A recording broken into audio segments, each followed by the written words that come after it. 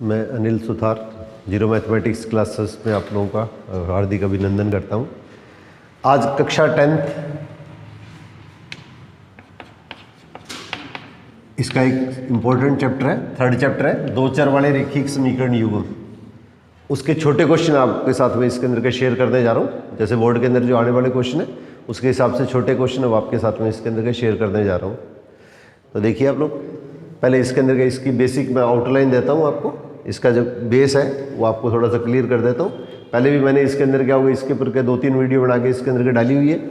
आज इसके अंदर का एक बार इसके अंदर क्या होगा, जैसे पुराने बोर्ड के अंदर पेपर में किस पैटर्न के क्वेश्चन पूछे हुए हैं वो सारे तरह के क्वेश्चन उसके अंदर के लेने की ये इसके अंदर का कोशिश करता हूँ। तो देखिए, ax plus by plus c equal to 0। X और वाई हमारे पास इसके अंदर अज्ञात राशि है। ए बी सी हमारे पास इसके अंदर का कोई भी वास्तविक संख्या हो सकती है। ए बी सी हमारे पास इसके अंदर का कोई भी टाइप की वास्तविक संख्या हो सकती है। अब अपने पास इसके अंदर का ये अज्ञात राशि 2 है और इसकी जो सबसे बड़ी घात है वो क्या है, 1 है। तो दो अज्ञात राशियों की एक घातीय समीकरण कहलाती है और इसी समीकरण को हम क्या कहते हैं, रेखिक समीकरण या लीनियर इक्वेशन बोलते हैं। अज्ञात राशि 2 है और इसके अंदर क्या हुआ, ये जो समीकरण आएगी इसको क्या बोलेंगे, इसकी सबसे बड़ी घात अगर 1 होती है तो ये रेखिक समीकरण या लीनियर इक्वेशन कहलाती है। अब अगर आपने बस इसके अंदर क्या होगा, कोई इक्वेशन अगर आपको इस तरह से दे दी है तो इसके अंदर क्या करते हैं, दूसरी अज्ञात राशि है, अगर एक अज्ञात राशि दे दी है दूसरी अज्ञात राशि नहीं दी है तो दूसरी अज्ञात राशि को इसके अंदर हम क्या करते हैं, इसके अंदर के 0 से गुणा करके, दूसरी अज्ञात राशि y है इसको 0 से गुणा करके इसके अंदर क्या होगा, ये प्लस कर देते हैं। तो ये हमारे पास इसके अंदर के दो अज्ञात राशियों की समीकरण बन जाती है। तो इसके ऊपर एक क्वेश्चन तो ये बनता है कि दो अज्ञात राशियों की एक घातीय समीकरण है, दो अज्ञात राशियों की एक घातीय समीकरण है, उसका जो लेखा चित्र होता है, उसका जो ग्राफ होता है वो सदैव एक सरलेखा को निरूपित करता है। दो अज्ञात राशि की एक घातीय समीकरण है, उसका जो ग्राफ होता है, उसका लेखा चित्र होता है, वो सदैव एक सरलेखा को निरूपित करता है। तो लीनियर इक्वेशन बोलते हैं इसको, रेखिक समीकरण को। तो linear equation in 2 variables always represent a straight line. तो एक तो इसके अंदर क्या होगा, अपने पास इसके अंदर का ये क्वेश्चन बनता है। अब इसके बाद में देखिए 3 क्वेश्चन है, तो 3 क्वेश्चन में अपने पास इसके अंदर का बोर्ड का जैसे सैंपल पेपर दे रखा है उस हिसाब से इसके अंदर क्या 2 क्वेश्चन आने चाहिए।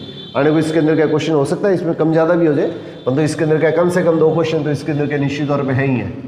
तो a1x plus b1y plus c1 equal to 0 और a2x प्लस b2y और प्लस c2 इजिकल टू 0, ये 2 रेखाएं अपने पास दे रखी हैं। अब देखो इसमें 3 तरह की स्थितियां बनती है, a1x plus b1y plus c1 equal to 0, a2x plus b2y plus c2 equal to 0। तो ये 3 तरह की इसके अंदर की स्थितियां बनती है। एक स्थिति तो ये होती है कि दोनों रेखाएं एक दूसरे को इसके अंदर क्या काटती हैं, दोनों रेखाएं एक दूसरे को इसके अंदर के किसी बिंदु के ऊपर क्या काटती हैं। तो दोनों रेखाएं आपस में जिस बिंदु पर काटती हैं, जिस बिंदु पे काटेंगी तो हल करने पर एक्स वाई का जो मान आएगा वो इसके अंदर का इसका हल कहलाता है। और ये इसका जो हल होता है वो इसके अंदर क्या कहलाता है, इसका अद्वितीय हल कहलाता है। ये इसका अद्वितीय हल कहलाता है, इसको यूनिक सॉल्यूशन बोलते हैं। अद्वितीय हल या यूनिक सॉल्यूशन कहलाता है। तो इसके लिए शर्त क्या होती है, इसलिए प्रतिबंध क्या होता है, x के गुणा में जो मान आएंगे वो x के गुणांक होंगे और इस तरह से y के गुणा में जो आएंगे वो इसके अंदर क्या y के गुणांक होंगे। इनका जो रेशो होता है, इनका अनुपात होता है, वो आपस में इसके अंदर क्या होना चाहिए, इक्वल नहीं होना चाहिए। आपको किसी भी तरह से पूछा जा सकता है क्वेश्चन के अंदर, अगर x के गुणा में जो मान है उनको आपस में डिवाइड कर दो, y के गुणा में जो मान है उनको आपस में डिवाइड कर दो, और डिवाइड करने पर अगर ये दोनों मान बराबर नहीं होते तो इसका हल हमारे पास इसके अंदर कितना होगा, अद्वितीय हल होगा। और अगर आपको कहते हैं कि इसके अंदर के इसके हल कितने होंगे, तो ये एक ही बिंदु पर काटते हैं, इसलिए हमारे पास इसके अंदर के इसके हलों की जो संख्या होगी वो हमारे पास इसके अंदर क्या होगी, हलों की जो संख्या आएगी वो हमारे पास इसके अंदर 1 होगी। इसमें कई तरह से क्वेश्चन बढ़ता है, ये थोड़ा सा इसके अंदर का स्पेशली अपने को ध्यान रखना है कि 2 रेखाएं अगर आपस में इसके अंदर क्या होगी, एक दूसरे को प्रतिच्छेद करती हैं, तो अगर आपने इसके अंदर क्या होगी, प्रतिच्छेद करती हैं, तो इसके अंदर अगर आपको कहते हैं प्रतिच्छेद करने का मतलब इंटरसेक्ट करना, तो प्रतिच्छेद करती है, तो प्रतिच्छेद कब करेगी, जब आपने बस इसके अंदर का ये शर्त आएगी, और ये शर्त आती है तो इसके अंदर रेखाएं क्या करती हैं, एक दूसरे को प्रतिच्छेद करती हैं। और इसके अंदर क्या होगा, ये अद्वितीय हल कब आता है, जब x के गुणा में और y के गुणा में जो राशि है उनको आपस में अगर डिवाइड कर देते हैं तो इसके अंदर का इनका जो अनुपात होता है, डिवाइड करते हैं, वो इसका अनुपात या रेशो कहलाता है, ये आपस में इक्वल नहीं होना चाहिए। तो इस स्थिति के अंदर इसके अंदर हल क्या होगा, अद्वितीय हल होगा। तो अद्वितीय हल की स्थिति पूछी जाती है तो ये चीज़ होगी, ये कंडीशन दे दी है तो इसका मतलब ये अद्वितीय हल की स्थिति कहलाती है। और इसके अंदर क्या, इस स्थिति के अंदर क्या हल क्या होता है, रेखाएं जिस बिंदु पे काटती है वो इसके अंदर हल होंगे। तो हल एक ही बिंदु पे काटती है तो इसका मतलब इसके हलों की संख्या पूछी जाती है तो इसके अंदर क्या एक होगी। ये क्वेश्चन किसी भी तरह से घुमा फिरा के दिया जा सकता है। तो सब चीज़ें आप लोगों को बेसिक इसके अंदर क्या क्लियर होनी चाहिए। तो पहला क्वेश्चन अपने में से इसके अंदर गए, इसके अंदर इस तरह का क्वेश्चन बनता है। ये 3 कंडीशन बनती है, तीनों में से इसके अंदर के 2 कंडीशन के ऊपर इसके अंदर के बोर्ड के सैंपल पेपर में क्वेश्चन दे रखे हैं। तो और बिल्कुल सिंपल से क्वेश्चन है, इसके अंदर ज़्यादा मुश्किल भी नहीं है। तो सभी तरह के जैसे पुराने पेपरों में आए हुए क्वेश्चन है और बोर्ड के सैंपल पेपर है उससे इसके अंदर का आपको क्वेश्चन है उसके अंदर के मैं आपके साथ में इसके अंदर का साझा करने जा रहा हूँ। अब इसके अंदर के दूसरी स्थिति हमारे पास इसके अंदर के ये इस तरह की बनती है।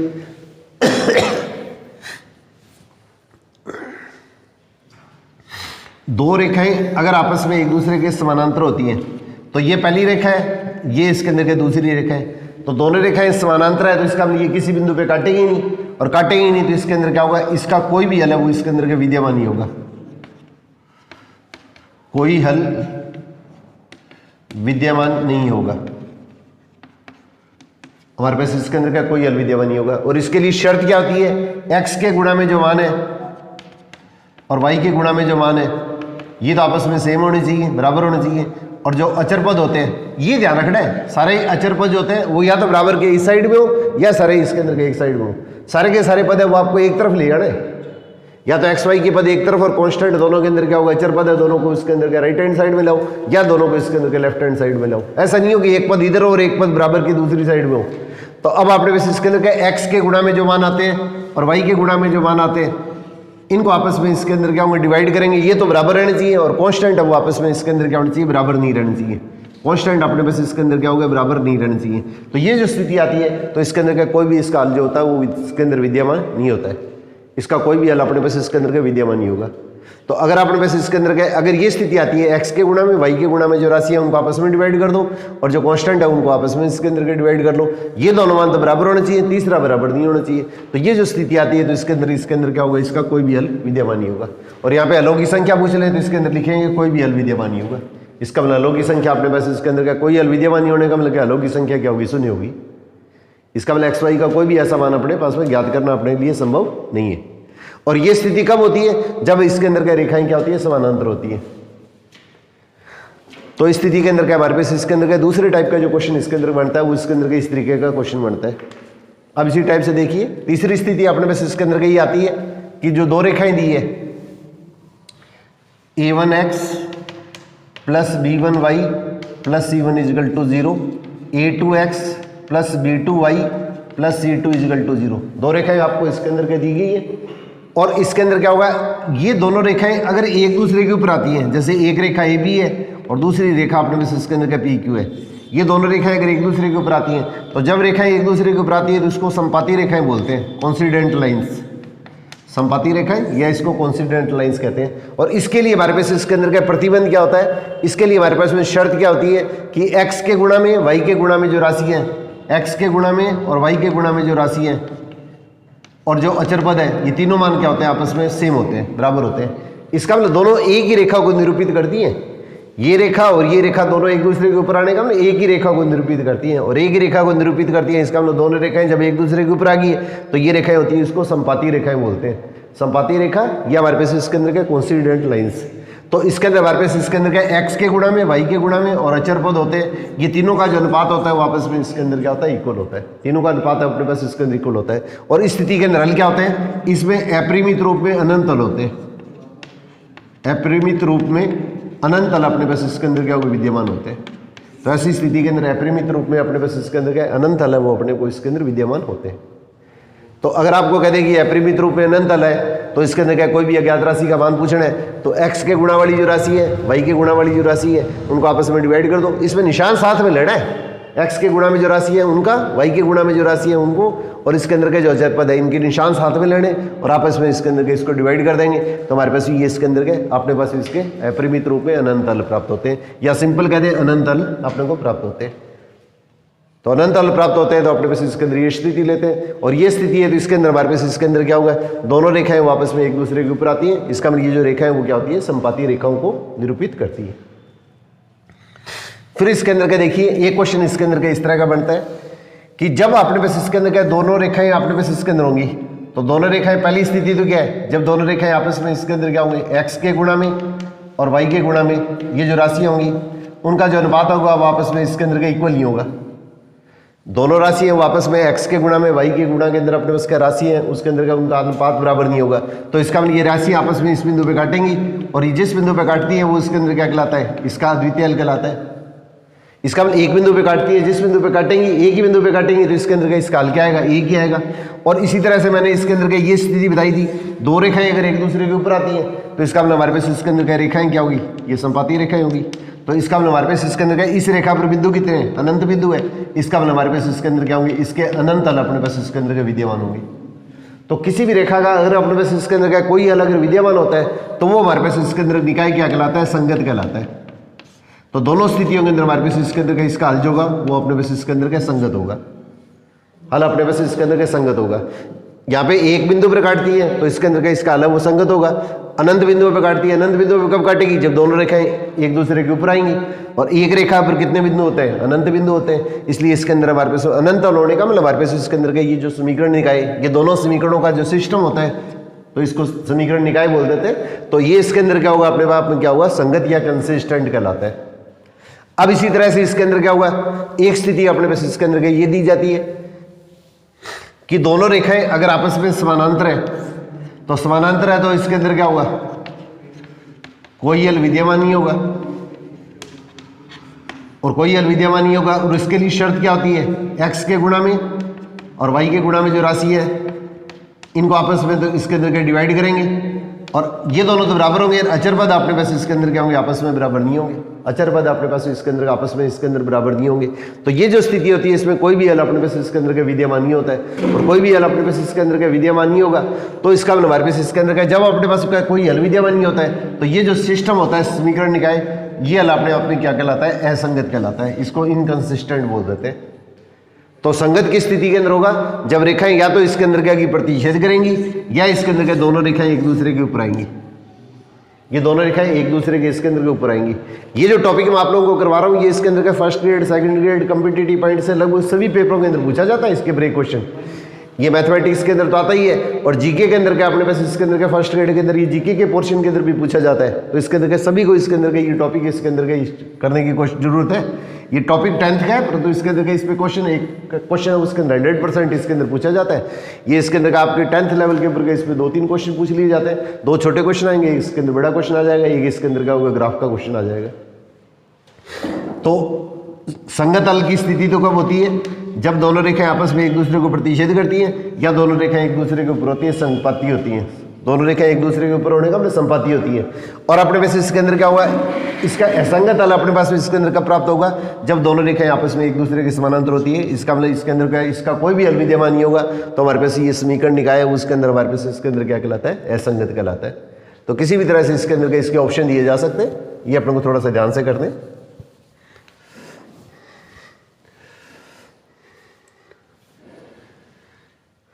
अब देखिए 3x minus 2y is equal to 0 और kx plus 5y is equal to 0, ये दो रेखाएं दे दी है। आपको क्वेश्चन इस तरह से भी क्वेश्चन पूछे जा सकते हैं। ये बोर्ड के पेपर में आए हुए क्वेश्चन है, मैं आपको जो क्लियर करवा रहा हूँ। अब अपने पास ये दो रेखाएं दे दी है और अब अपने पास इसके अंदर क्या देंगे, इसके अनंत होने की स्थिति के अंदर क्या k का मान बताना है। इसके अगर अनंत हल होंगे तो k का मान अपने पास इसके अंदर क्या कितना होगा। तो सबसे पहले देखो x के गुणा में जो मान आ रहे हैं उनको आपस में डिवाइड कर दो, y के गुणा के अंदर जो मान आ रहे हैं उनको डिवाइड कर दो और कांस्टेंट है वो अपने पास इसके अंदर का 0.0 हो गया। ये वैल्यू दोनों एक जैसी होनी चाहिए। अनंत हल की स्थिति के अंदर x के गुणा में, y के गुणा में और ये अपने पास इसके अंदर की स्थिति एक जैसी होनी चाहिए। यहाँ पे कोई भी मान आ सकता है, इसमें कोई जरूरी नहीं है कि 0 ही आए, एक एक भी आ सकता है, कुछ भी आ जाए। तो ये तीनों चीजें आपस में इसके अंदर क्या होनी चाहिए, बराबर होनी चाहिए। ये तीनों चीजें अपने से बराबर होनी चाहिए। तो उसी स्थिति के अंदर क्या है, अनंत हल अपने पास इसके अंदर के विद्यमान होंगे। अब इसके अंदर क्या होगा, ये तो सेम है ही है। अब अपने पास इसके अंदर क्या होगा, ये चीज अपने को थोड़ा सा स्पेशली ध्यान देनी है। परंतु अगर अपने पास इसके अंदर ये स्थिति लेते हैं तो इसके अंदर क्या ये मान और ये मान आपस में इसके अंदर के बराबर नहीं है। तो ये मान और ये मान अपने पास इसके अंदर का क्वेश्चन के अंदर के ये बराबर नहीं है। तो ये बराबर नहीं है तो इसका मतलब हमारे पास इसके अंदर क्या होगी, ये जो स्थिति आएगी तो वो हमारे पास इसके अंदर क्या होगी। अब इस चीज को अगर अपने पास क्वेश्चन के अंदर अगर हल करेंगे तो अनंत हल की स्थिति के अंदर क्या जैसे भी आती है तो अपने पास इसके अंदर क्या, यहाँ पे इसके अंदर का कोई भी अलग अपने पास अलग से इसके अंदर क्या मान दिया जा सकता है। तो इसके अंदर क्या होगा, यहाँ पे अपने पास इसके अंदर क्या मान लिया, अपने पास इसके अंदर क्या मान है वो -4 दे दिया, यहाँ पे इसके अंदर के 10 दे दिया। तो -4/10। क्वेश्चन के अंदर क्या, कई बार पेपर के अंदर क्या होता है, प्रिंटिंग में मिस्टेक भी हो सकती है। जैसे इसके अंदर क्या बोर्ड के सैंपल पेपर देख रखे हैं, उसके अंदर क्या कुछ मिस्टेक दे रखी है। अब इस चीज़ को अगर अपने पास में हल करते हैं तो इसका आधा करेंगे तो -2, और इसका हल करेंगे तो हमारे पास इसके अंदर क्या होगा, ये मान आ जाएगा। ये मान और ये मान आपस में इसके अंदर क्या बराबर है, तो ये मान और ये मान तीनों बराबर होने चाहिए। ये चीज़ अपने को स्पेशली ध्यान रखनी है। अब ये जो चीज़ है इसको अपने उसका क्वेश्चन के अंदर हल कर लीजिएगा। तो -2 के बराबर क्या होगा, 3 × 5, तो k = कितना होगा, ये इस संख्या को इसके अंदर क्या डिवाइड कर दो, तो इसका गुणा कितना होगा 15, तो ये हमारे पास इसके अंदर का इसका अपने पास में मान आ जाएगा। अनंत अलोनी की स्थिति के अंदर हमारे पास इसके अंदर का ये स्थिति बन जाएगी। अब अपने पास इसके अंदर का ये क्वेश्चन है, उसके अंदर का अगर सपोज करो ऐसे पूछ लिया जाता है, यहाँ पे जैसे इसके अंदर क्या होगा, ये मान दो इसके अंदर क्या होगा प्लस का 2 दे दिया, और यहाँ पे इसके अंदर क्या होगा, ये 4 दे दिया। अब कह दें कि इसके अंदर क्या होगा, इसका अद्वितीय हल लो। अगर अद्वितीय हल है, अगर अद्वितीय हल हो तो उस स्थिति के अंदर के का मान बताइएगा। या कहते हैं कि रेखाएं आपस में प्रतिच्छेद करती हैं, एक ही बात है। अद्वितीय अवलोकन की स्थिति में रेखाएं आपस में एक दूसरे को प्रतिच्छेद करती हैं, तो हमारे पास इसके अंदर क्या होगा, इसके लिए शर्त क्या होती है, x के गुणा में और y के जो गुणा के अंदर जो मान है, x के गुणा में जो मान है और y के जो गुणा के अंदर जो मान है, उनको आपस में डिवाइड कर दीजिएगा। x y की टर्म आपको एक तरफ रखनी है, और कांस्टेंट या तो दोनों एक साइड में लाओ या दोनों इसके अंदर के बराबर के दूसरी साइड में लेके आएंगे। और इसके अंदर क्या होगा, अद्वितीय हल के लिए क्या होता है, यूनिक सॉल्यूशन के लिए शर्त क्या होती है, x के गुणा में और y के गुणा में जो राशियां होती है उसके अंदर का उसका अनुपात क्या होता है, आपस में बराबर नहीं होता है। तो इसको हल करेंगे तो -2 के बराबर 3 × 5, ये इसके बराबर नहीं होगा, तो इसका मतलब हमारे पास -2 के = क्या होगा 15। तो इसका मतलब हमारे पास इसके अंदर क्या लिखेंगे, k बराबर -15/2। k का मान इसके बराबर नहीं होगा, तो k का मान अपने पास इसके अंदर का या तो आंसर आपको इस तरह से देंगे, k का मान इसके बराबर नहीं होगा, या इसके अलावा कोई भी मान दे दिया तो इसके अंदर ये क्या होगा, सत्य होगा। इसके अलावा k के अलावा इसके अंदर का ये जो k का मान दिया है, इस मान के अलावा अगर k का कोई भी मान दे दिया है तो ये अपने पास कथन क्या होगा, सत्य होगा। जैसे k का मान सपोज करो मैंने 2 ले लिया है, तो k का मान अपने पास इसके अंदर का 2 ले लिया है, तो इसका मतलब क्या है, ये दोनों राशि आपस में इसके अंदर बराबर नहीं है। आपको इस तरह से भी क्वेश्चन दिया जा सकता है, जैसे ये समीकरण दे दिए, ये 2 समीकरण आपको जैसे दे दिए, मैं इसको दोबारा लिख देता हूँ। देखिए अब 3x - 2y + 2 = 0 और 2x + 5y = 4। तो सबसे पहले x के गुणा में राशि है और y के गुणा में जो राशि है उनका अनुपात देखो डिवाइड करके। अब कहते हैं कि इसके अंदर क्या कितने हल विद्यमान होंगे, इस समीकरण के अंदर हमारे पास कितने हल विद्यमान होंगे। ये क्वेश्चन इस तरह से भी लिया जा सकता है। तो इस तरह से क्वेश्चन लेंगे तो क्या होगा, यहाँ पे x के गुणा में जो राशि है उनको आपस में डिवाइड कर दो, y के गुणा में जो राशि है उनको आपस में डिवाइड कर दो। सारी स्थितियां आपने को ध्यान रखनी है, बराबर के एक तरफ ले गया हुआ, x y की टर्म एक तरफ, या तो अचर पद जो होते हैं जिसमें x y की टर्म नहीं होती है वो अचर पद या कांस्टेंट टर्म्स कहलाती है, उनको या तो एक तरफ बराबर के लेके आएंगे या बराबर की दूसरी तरफ लेके आएंगे।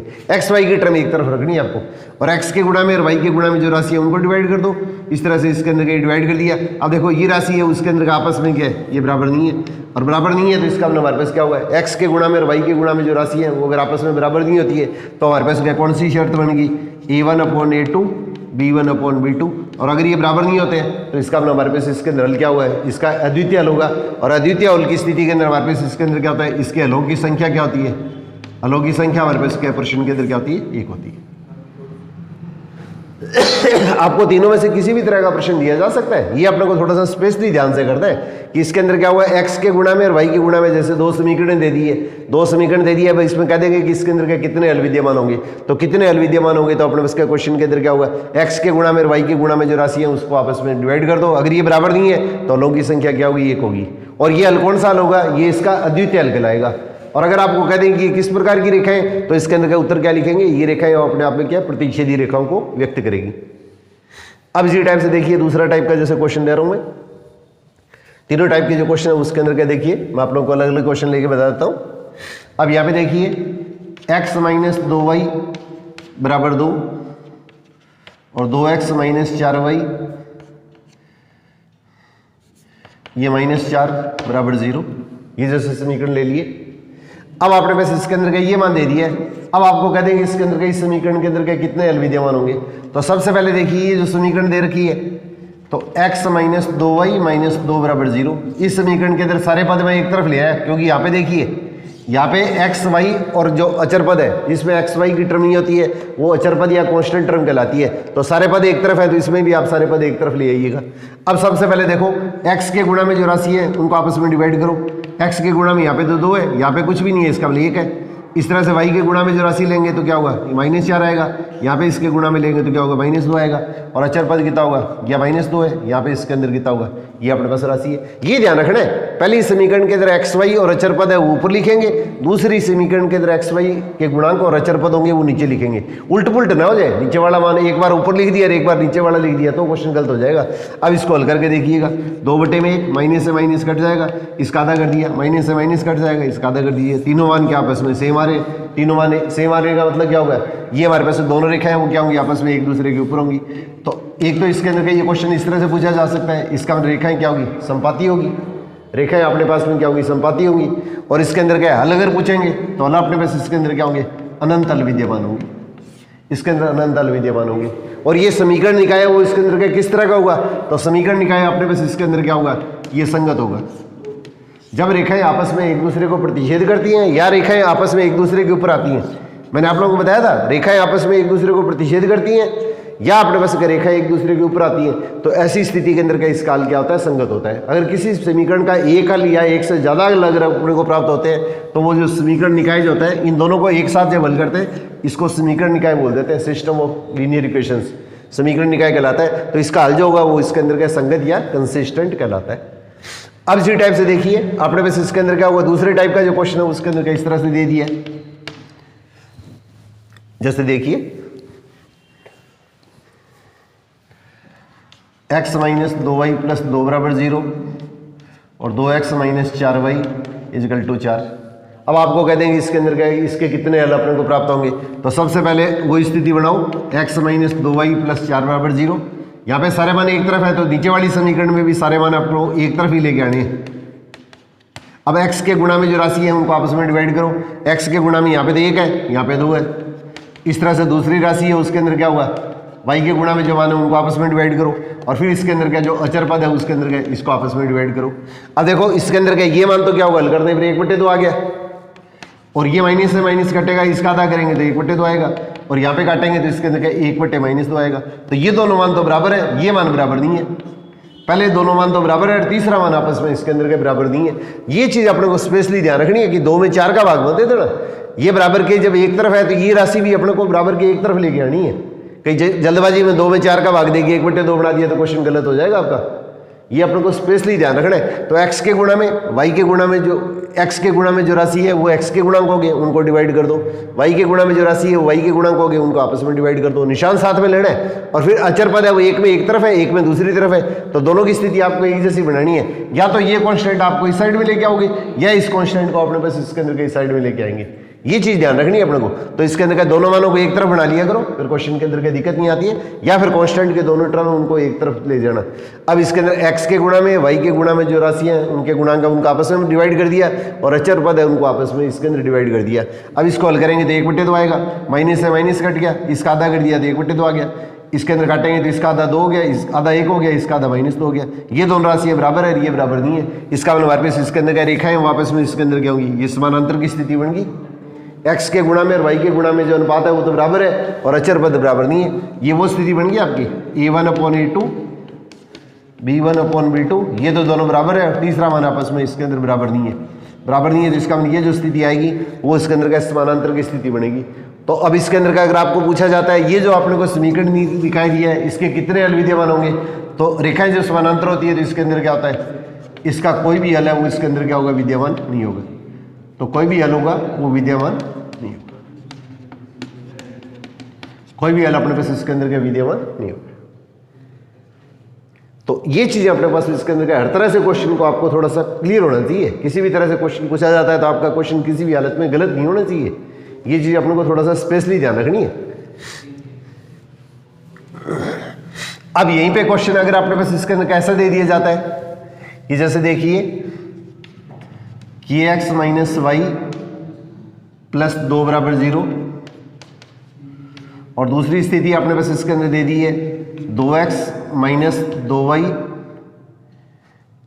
और बराबर जैसे 4 दे दिए। अब आपने को कह देंगे इसके अंदर का अद्वितीय हल की स्थिति है, तो अगर ये अद्वितीय हल की स्थिति है तो k का मान ज्ञात कीजिए। मैं तीनों टाइप का इसके अंदर का एक क्वेश्चन ले लेता हूँ। अगर आपने पास इसके अंदर अद्वितीय हल है तो k का मान ज्ञात कीजिएगा। एक क्वेश्चन सीधा फॉर्मूला पूछेंगे, एक क्वेश्चन इसके अंदर अज्ञात राशि का मान लेके इस तरह से कुछ क्वेश्चन पूछे जाने की संभावना ज़्यादा रहती है हमेशा। तो अद्वितीय स्थिति के अंदर क्या होगा, x के गुणा में जो मान है वो लिख लो, y के गुणा में जो मान है वो लिख लो। अगर ये 2 नंबर वाले क्वेश्चन के अंदर आता है तो इसको थोड़ा सा पूरा लिख के कर देना, नहीं तो आप इसको अंदर के इसको सीधा कर देना। x के गुणा में मान कितना है कि यहाँ पे x के गुणा में कितना मान है ये, और यहाँ पे y के गुणा के अंदर मान कितना है -1, यहाँ पे y के गुणा के अंदर मान कितना है -2। और अपने पास इसके अंदर क्या अद्वितीय हल दिया है। अब अद्वितीय हल के लिए स्थिति क्या होती है यहाँ पे लिखेंगे। अद्वितीय हल के लिए शर्त क्या है, शर्त या प्रतिबंध, जो भी आप लिखें, शर्त लिख दें, प्रतिबंध लिख दें। तो इसके लिए प्रतिबंध क्या होता है, x के गुणा में जो राशि है और y के गुणा में जो राशि है उसको आपस में डिवाइड करते हैं तो ये आपस में बराबर नहीं होने चाहिए। तो पहले तो इसका मान लिख लो, फिर इसके अंदर बराबर नहीं है तो -1 बटे -2, माइनस से माइनस कट गया तो k/2 बराबर 1/2, ये इसके बराबर नहीं होना चाहिए। अब इसको तिरछा गुणा कर देंगे तो इसके अंदर कितना होगा, k बराबर 2k, इसको इससे गुणा करेंगे, इसको इससे गुणा करेंगे तो इसका मतलब k बराबर क्या होगा, ये 2/2, इसका मतलब k का मान 1 के बराबर नहीं होगा। तो आंसर या तो आपको इस तरह से मिलेगा, k का मान 1 के बराबर नहीं होगा, आपको क्वेश्चन के अंदर आंसर इस तरह से मिलेगा। अगर आपको क्वेश्चन हल करना पड़े तब तो ये आंसर लिख दीजिएगा, k का मान -1 के बराबर नहीं होगा। और अगर आपको ऑप्शन दे दिए गए, ऑप्शन अगर दे दिए गए तो यहाँ पे आपने बस इसके अंदर क्या देखिए, k का मान जैसे सपोज करो मैं इसके अंदर 3 ले लेता हूँ, तो k का मान अगर मैं 3 ले लेता हूँ तो इसका मतलब हमारे पास इसके अंदर क्या होगा, इन दोनों को आपस में डिवाइड करो। इन दोनों को आपस में जब डिवाइड करने के बाद में बराबर करेंगे तो ये दोनों मान क्या होंगे, आपस में बराबर नहीं होंगे। तो इसका मतलब हमारे पास इसके अंदर क्या होगा, देखो 3/2 1/2 के बराबर नहीं होता है। तो k का मान 1 के अलावा अगर आपको कोई भी विकल्प दिया है, अगर आपको 4 विकल्प दिए जाते हैं और इसका आंसर k का मान है वो अपने पास इसके अंदर अगर 1 के अलावा कुछ भी आता है, अगर k का मान 1 के अलावा अगर कुछ भी आता है तो वो हमारे पास इसके अंदर क्या है, उसका आंसर क्या होगा, सत्य होगा। या तो इसके अंदर का आंसर क्या लिखेंगे, k का मान 1 के बराबर नहीं होना चाहिए, या k का मान जैसे दे दिया 2 दे दिया, एक बार k का मान 3 दे दिया, 1 के अलावा कोई भी मान दे दे, k का मान 1 के अलावा अगर कुछ भी दे दिया जाए तो हमारे पास इसके अंदर क्या हुआ, ये भी सही है, ये भी सही है और ये भी सही है। अब अपने पास इसके अंदर के देखिए, अगर सपोज करो मैं k का मान 1 ले लेता हूँ, अगर k का मान जैसे सपोज करो मैं 1 ले लेता हूँ तो ऐसी स्थिति के अंदर क्या बनेगा। अब आपने को बताना है कि इसके अंदर ये किस प्रकार की स्थिति बनेगी। यहाँ पे हलों की संख्या अगर आपको ज्ञात कर दी है तो यहाँ पे क्या करेंगे, x के गुणा में जो मान है उनको आपस में डिवाइड कर दिया, y के गुणा में आपस में जो मान है उनको डिवाइड कर दिया, और कॉन्स्टेंट है उनको दोनों को एक तरफ ले आओ। कॉन्स्टेंट को इधर लाएंगे तो इसके अंदर 4 को इधर लाऊंगा तो मैं क्या होगा, -4 हो जाएगा। तो इसका अनुमान कितना हो गया, 2/4।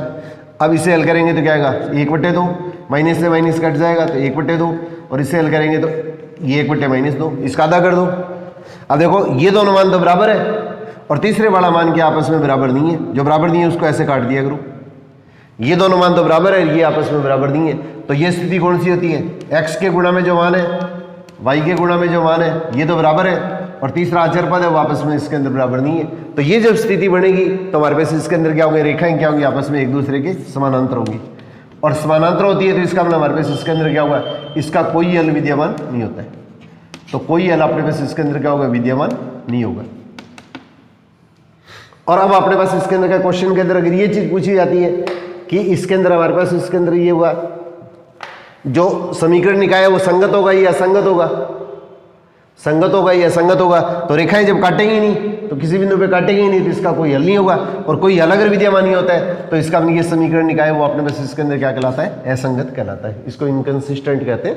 संगत होता है तो संगत की स्थिति में आएगा जब दोनों रेखाएं एक दूसरे को काटेंगी और या फिर दोनों रेखाएं एक दूसरे के ऊपर आएंगी, संगति होंगी। तो ऐसी स्थिति के अंदर क्या है, इसका हल जो होता है वो उसके अंदर का समीकरण निकाय का जो हल होता है वो संगत या कंसिस्टेंट कहलाता है। तो किसी भी तरह से इसके अंदर का क्वेश्चन को इसके अंदर का घुमाया जा सकता है। तो ये चीज़ अपने को थोड़ा सा स्पेशली ध्यान से करते हैं। तो बड़े सिंपल क्वेश्चन होते हैं। तो किसी भी तरह का क्वेश्चन आएगा तो इसके अंदर क्या होगा, अगर आप थोड़ा सा भी लापरवाही नहीं करें या जल्दबाजी के अंदर क्या कोई मिस्टेक नहीं करेंगे तो आपका क्वेश्चन किसी भी हालत के अंदर क्या गलत नहीं होगा।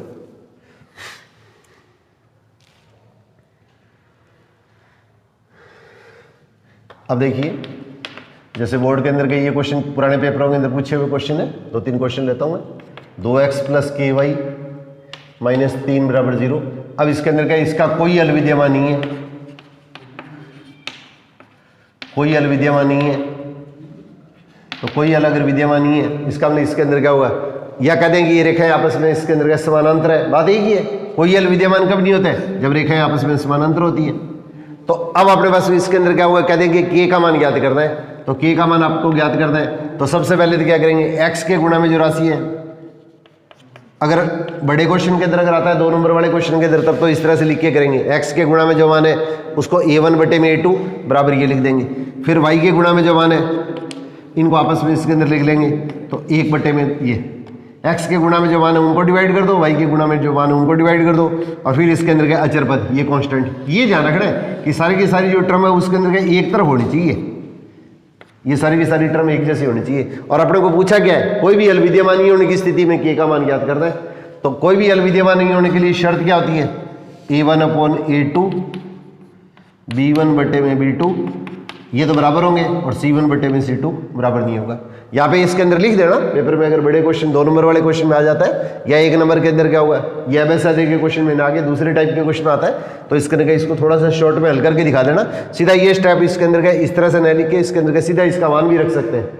बड़े क्वेश्चन में आ जाए तो आपको पूरा हल कर दे, नहीं तो इसके अंदर इस तरह से इसके अंदर का मान लिख दीजिएगा।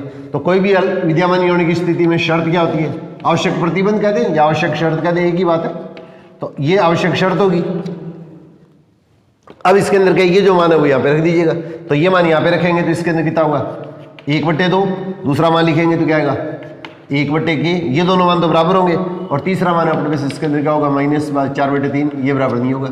अब जिसमें k का पद आ रहा है उसको छोड़ दो, अब ये चेक कर दिया करो ये मान और ये मान बराबर है कि नहीं है, देखने में पता लग रहा है 1/2 -4/3 के बराबर नहीं होता है। अब इसके अंदर का जो मान बराबर है उसको अपने पास इसके अंदर हल कर दो, तो जो मान बराबर है उसको अपने पास क्या प्रश्न के अंदर हल कर लेंगे। तो हल करेंगे तो इसके अंदर क्या होगा, इसका तिरछा गुणा कर दो, तो ये अपने पास के का मान क्या आएगा 2 आएगा। तो कोई भी हल विद्यमान नहीं होने की स्थिति के अंदर हमारे पास इसके अंदर के का मान अपने पास इसके अंदर कितना आता है, अपने को 2 प्राप्त होता है।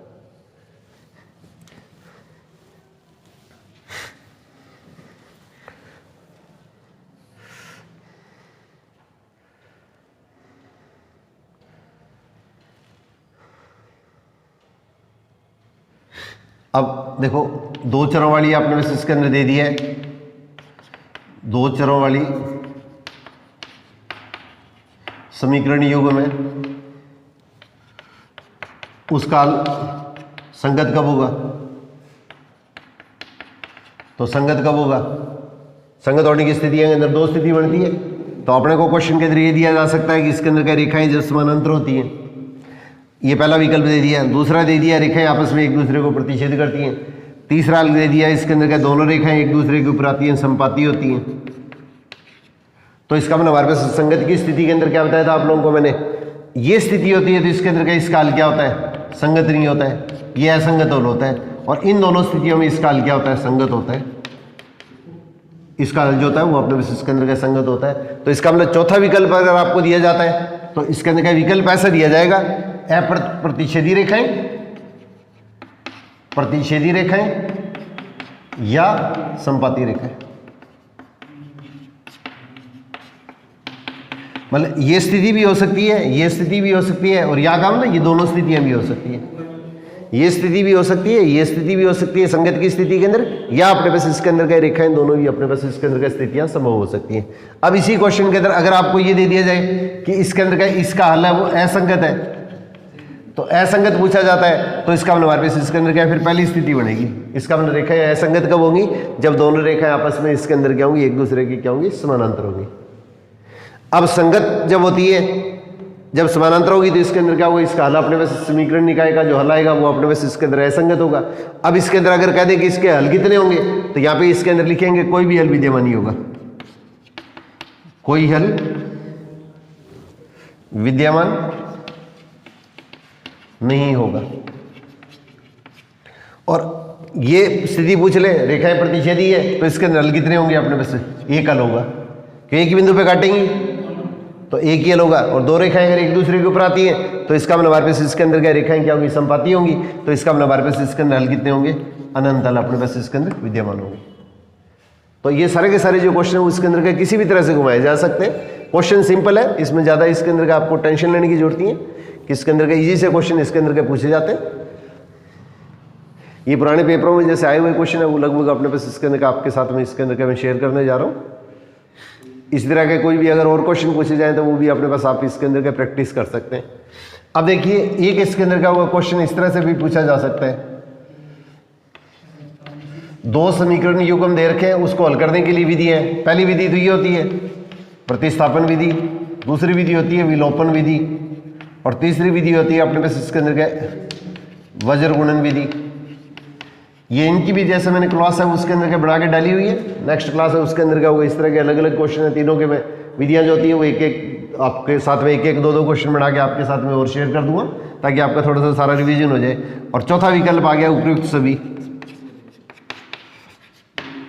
तो दो अपने पास इसके अंदर का चर राशियों के अंदर का वो समीकरण युग्म दे रखे हैं, युग्म का मतलब पेयर, दो रेखाएं दे दी है और इसका समीकरण युग्म दे दिया है। इसको हल करने के लिए अपने पास इसके अंदर क्या हुआ है, ये बीजगणित की कौन कौन सी विधि है, तो ये विधि भी होती है, ये विधि भी होती है, ये विधि भी होती है।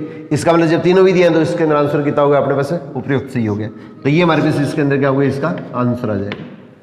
इस तरह का भी ABCD के जो क्वेश्चन है 1 2 3 4 विकल्प होते हैं, उसमें इस तरह का क्वेश्चन भी पूछा जा सकता है। इसका मतलब ये तीनों ही विधियां होती है, इसका मतलब उपयुक्त सभी के अंदर क्या होगा, तीनों आंसर आ गए आपके। इसके अंदर के तीनों आंसर अपने पास में आपको प्राप्त हो जाते हैं।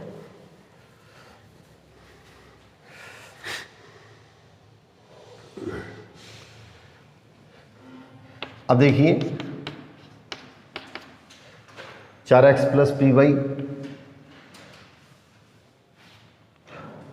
+ 8 = 0 और 2x + 2y + 1 = 0। इस तरह का एक क्वेश्चन हो अपने पास इसके अंदर NCERT वाली बुक के अंदर दे रखा है। ऐसा क्वेश्चन इसके अंदर के दो क्वेश्चन दे रखे हैं, ये दोनों देख लीजिए आप।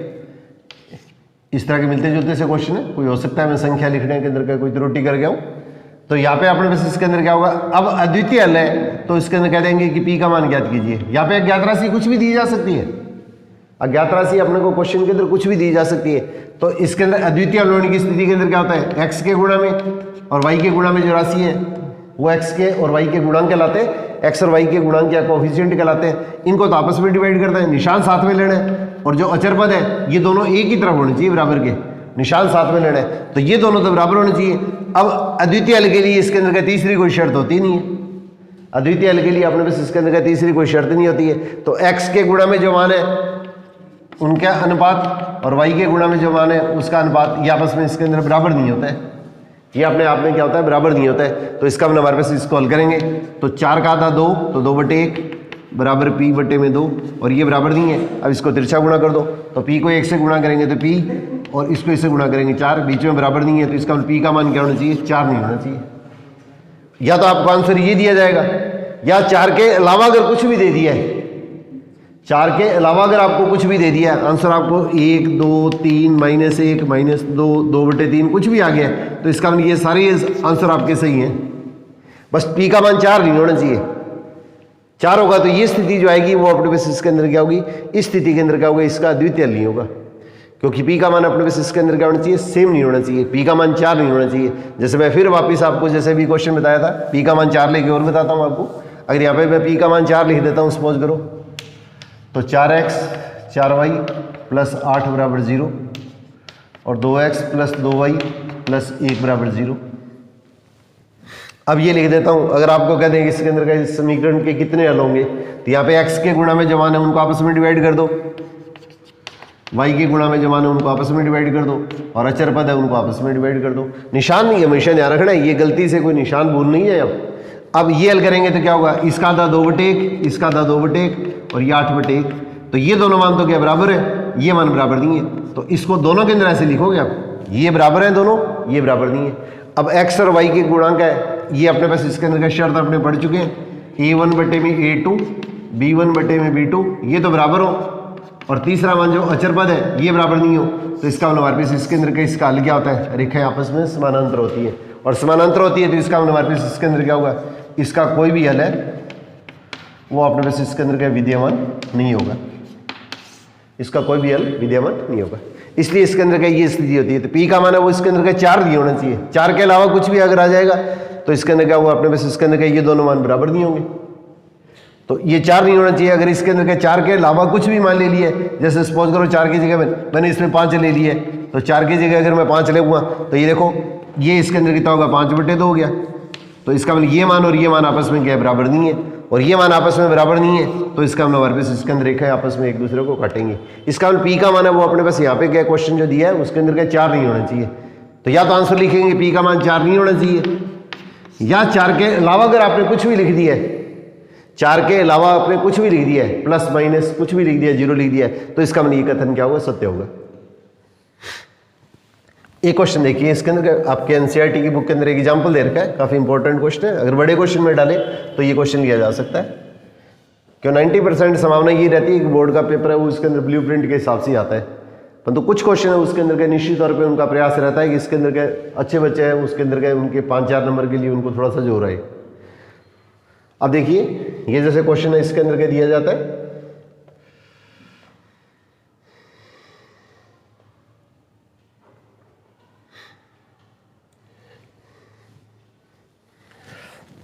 एक मिनट में बुक से क्वेश्चन देख लेता हूं जो बोर्ड के अंदर आया, वो ऐसा क्वेश्चन पेपर के अंदर पूछा गया है। थोड़ा सा मेरे को संख्या ध्यान नहीं है क्योंकि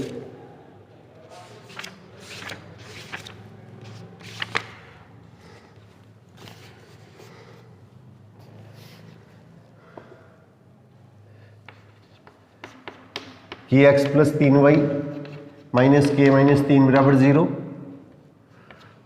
और 12x + ky -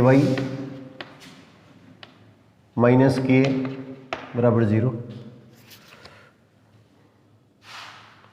अब इसमें क्वेश्चन ये दिया है, अपरिमित रूप में अनंत हल विद्यमान हो तो k का मान बताना आपको। ये बहुत अच्छा क्वेश्चन है, ये बड़े क्वेश्चन के अंदर पूछा जा सकता है, 2 नंबर या 3 नंबर टाइप के क्वेश्चन में। तो अनंत हल की स्थिति के अंदर क्या होता है, a1/a2, b1/b2 और c1/c2 तीनों बराबर होते हैं। तो x के गुणा में जो मान है उनको आपस में डिवाइड कर दो, तो k/12। इस तरह से y के गुणा में उनको आपस में डिवाइड कर दो, तो 3/k।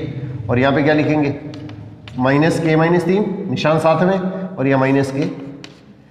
ये चीज़ ध्यान रखनी है, सारे मान बराबर के एक ही तरफ होने चाहिए। बस मैं बार बार आप लोगों से इसके अंदर का ये कह रहा हूँ कि इसके अंदर का इस तरह की त्रुटि नहीं हो जाए। पेपर के अंदर का आपको कंफ्यूज करने के लिए एक मान तो बराबर के इधर दे सकते हैं, एक इधर दे सकते हैं, तो सारे मान आप एक तरफ लेके आने आपको, या एक्स वाई की टर्म एक तरफ और दोनों अचर पद है वो जो कांस्टेंट है उनको बराबर के दूसरी तरफ लेके आने। अब आपके पास इसके अंदर के देखिए इसको किस तरीके से हल करेंगे। तो अपरिमित रूप में हल करने के लिए तीनों शर्तें बराबर है, तो पहले तो इसके अंदर के इन दोनों को हल कर लीजिएगा। तो इसको हल करेंगे तो क्या होगा, k² बराबर कितना आएगा 36, तिरछा गुणा करेंगे तो k² बराबर 36, तो k बराबर क्या होगा, k² 36 होता है, तो इसका मतलब k का मान क्या आएगा, +-6 आएगा। भी +6 का वर्ग है वो भी कितना होता है, -6 का वर्ग है वो भी ये होता है। तो k का मान अपने पास इसके अंदर का ही आएगा। ये आपको जो द्विघात समीकरण कराऊंगा, जब दोबारा रिपीट करूंगा उसके अंदर आपको और अच्छी तरह से क्लियर कर दूंगा। तो इसका मतलब हमारे पास ज्ञात राशि 1 है और इसकी सबसे बड़ी घात 2 होती है, तो ये द्विघात समीकरण कहलाती है। ये अपने पास अगला चैप्टर आएगा आपका चौथा, उसके अंदर आपको अच्छी तरह से और मैं क्लियर कर दूंगा। अब यहाँ पे देखिए इसके अंदर क्या होगा, ये जैसे मान ले लिए, अब इसको अगर बराबर करेंगे तो माइनस से माइनस तो काट दो। अब इसके अंदर क्या होगा, 3/k बराबर k - 3/k, माइनस से माइनस कट कर दिया। अब इसको तिरछा गुणा कर दो, तो k को इससे गुणा करेंगे तो k गुणा k - 3 बराबर 3k। अब इसको आप अपने बस के प्रश्न के अंदर हल कीजिएगा, तो k² - 3k ब्रैकेट से गुणा करेंगे तो क्या होगा, ब्रैकेट खोल लो और ये सारी टर्म है वो एक तरफ ले आओ। सारी टर्म अपने पास इसके अंदर क्या बराबर के एक तरफ ले आनी है। ये अपने अगला चैप्टर करेंगे ना उसमें आपको ये अच्छी तरह से क्लियर हो जाएगा। अब इसके अंदर हल करेंगे तो क्या होगा, k² - 6k बराबर 0। अब समीकरण हल करते हैं तो इसमें अगर प्रत्येक पद में अगर कोई एक जैसी संख्या आती है तो उसको हम कॉमन ले लेते हैं। एक जैसी संख्या कॉमन आती है उसको कॉमन ले लेते हैं। अब दो संख्याओं का गुणनफल 0 होता है, तो या तो पहला मान 0 होता है, या अपने पास इसके अंदर क्या होता है, दूसरा मान है वो इसके अंदर का 0 होता है। तो k का एक मान तो क्या होगा, 0 आ गया, या इसके अंदर k का मान, इसको जब 0 करेंगे तो k का मान कितना आएगा, ये 6 आ जाएगा। अब देखो दूसरे वाली सिस्टम को हल किया है, पहले वाले दोनों पदों को हल करते हैं पर तो k का मान +6 और -6 है, और बाद वाले दोनों पदों को हल करते हैं पर अपने पास k का मान है उसके अंदर क्या 0 और 6 है। अब दोनों में से देखो एक जैसा मान कौन सा है, दोनों में से जो कॉमन मान है ना एक जैसा मान, वो इसके अंदर क्या होगा, इसका हल कहलाएगा। दोनों में से कॉमन मान है तो इसका मतलब +6 और -6 +6 -6 का मतलब +6 और -6, तो ये मान दोनों के अंदर एक जैसा है। इसका मतलब हमारे पास के का मान जो 6 है वो इसके अंदर हमारे पास इसके अंदर क्या कहलाएगा, इसका हल कहलाएगा। और बहुत ही अच्छा अगर पेपर आता है तो ये आपका इसके अंदर का एनसीईआरटी के अंदर का ये हल किया हुआ एग्जाम्पल है, उदाहरण है, तो इसके अंदर का ये क्वेश्चन अपने पास इसके अंदर का ये लिया जा सकता है और मोस्ट इंपॉर्टेंट क्वेश्चन के अंदर है। तो अगर के 2 मान इधर से आते हैं, एक मान अपने पास इसके अंदर का इधर से मान आते हैं, तो दोनों में जो कॉमन मान एक जैसा मान है वही हमारे पास इसके अंदर का इसका हल कहलाता है। तो इसके अंदर क्या मैंने इसके अंदर का ये जो 2 चरासियों की अपने पास इसके अंदर क्या हुआ, अपने इसका जो रेखिक समीकरण है लीनियर इक्वेशन इन 2 वेरिएबल्स, उसके मैं छोटे क्वेश्चन है उसके अंदर का ऑलमोस्ट इसके अंदर का सब तरह के क्वेश्चन मैंने आपके साथ में शेयर किए हैं। और अलग अलग टाइप के जब क्वेश्चन इसके अंदर का कमेंट चैप्टर के क्वेश्चन चलाऊंगा तो उसके अंदर का आप लोगों के साथ में इसके अंदर का और शेयर करने का प्रयास करूंगा। अब कल इसके अंदर क्या होगा, मैंने 3 विधियां बताई थी, एक तो विलोपन विधि, फिर इसके बाद में अपने पास इसके अंदर क्या होगा प्रतिस्थापन विधि और एक वज्रगुणन विधि। तो इसके अंदर का बोर्ड पे पैटर्न के अंदर तो क्या बिल्कुल सिंपल सा क्वेश्चन दे रखा है, फिर भी तीनों विधियों के इसके अंदर का एक एक क्वेश्चन है उसके अंदर उससे मिलते जुलते क्वेश्चन आप लोगों के साथ में इसके अंदर का और शेयर कर दूंगा। तो इसके अंदर क्या होगा, ये इसके अंदर के निरंतर इसके अंदर के ये अपने पास 0 मैथमेटिक्स क्लासेस है उसके अंदर का आप जुड़ने का प्रयास कीजिएगा। तो इसके अंदर क्या हुआ, आपके इसके अंदर का आपकी बढ़िया परफॉर्मेंस आई तो इसके अंदर का हमें भी खुशी हो और आपके अपने जो है वो भी आपके ऊपर गौरव महसूस करें। All the best.